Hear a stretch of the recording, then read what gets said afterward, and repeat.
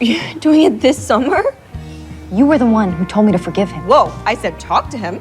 I didn't say marry him. Couldn't you have just gotten back together? Well, we want to be together forever. Everybody goes into marriage thinking that.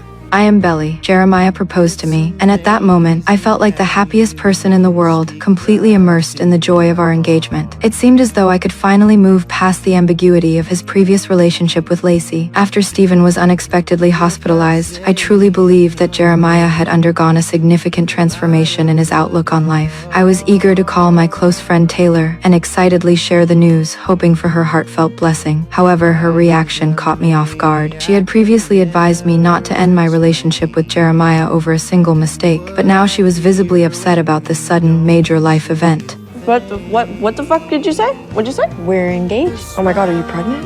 What? No. Then why?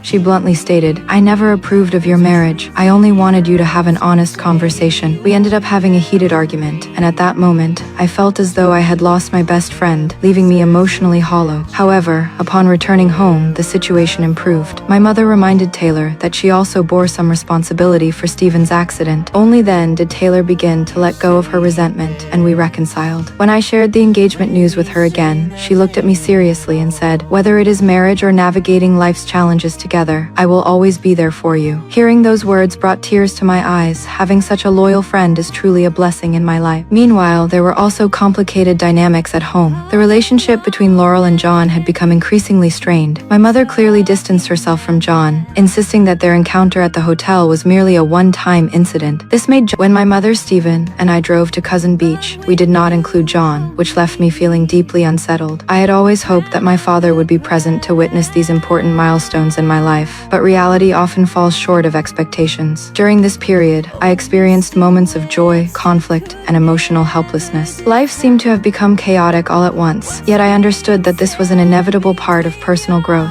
What lies ahead for Jeremiah and me? What challenges will my family and friends face in the future? I feel both hopeful and anxious, but I can only take one step at a time and await the answers that life will ultimately provide.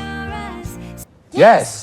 You guys are not ready for this. No. This is very irresponsible. not You are ready not for this. mature enough for Totally this. You are ready not for this. ready. Why? Why would you do this? What do you mean? Obviously, she's pregnant. Are you pregnant? How many times did we discuss contraception? I'm not pregnant. Laura, I swear that is not the case. Sunlight filtered through the treetops and fell on the memorial stone engraved with Susannah. A cool breeze blew, and I faintly felt that she was right beside me. Jeremiah's speech was filled with tenderness and gratitude. Looking at the glistening tears in his eyes, he said that his mother was the happiest here, and also thanked us for helping him carry on this happiness. Just then, I saw Conrad, the figure that once occupied my entire summer. He no longer had the arrogance of the past, but his steps were equally firm. His appearance made me hesitate. Childhood memories rang out in my mind, and the past between us emerged before my eyes. He stepped forward warmly to greet everyone. There still seemed to be some awkwardness among us. How you been, little sis? Great. Yeah, we've been great. It's been a while.